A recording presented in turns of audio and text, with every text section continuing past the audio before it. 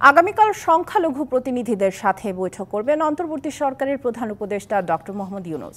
দায়িত্ব নিয়ে মন্ত্রণালয়ের প্রথম দিনে সংবাদ সম্মেলনে কথা জানান পররাষ্ট্র উপদেষ্টা তৌহিদ হোসেন। এক প্রশ্নে পররাষ্ট্র উপদেষ্টা জানান, বৈষম্য বিরোধী ছাত্র আন্দোলনে মৃতের সংখ্যা প্রায় 450।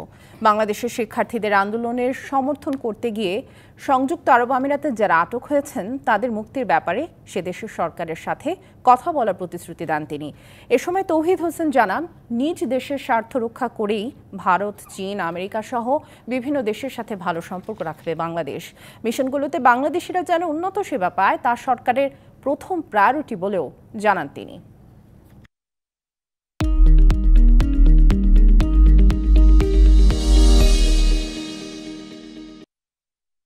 হিন্দুদের ঘরে আক্রমণ হয়েছে, পাশে তো মুসলমানদের ঘরেও আক্রমণ হয়েছে। কারণ সেটা আসলে ধর্মীয় কারণে না, রাজনৈতিক কারণে। এটাকে কোনো অবস্থাতেই মেনে নেওয়া যায় না, রাজনৈতিক কারণে অথবা ধর্মীয় কারণে। চিফ অ্যাডভাইজার সাহেব সম্ভবত আগামীকালই যেই সংখ্যালঘু সংগঠন যেগুলি আছে সেগুলির সাথে তিনি বসবেন। আমাদের অঙ্গীকার হচ্ছে যে কোনো দলমত না দেখে তাদেরকে আমরা বিচারের আওতায় আনার চেষ্টা করব।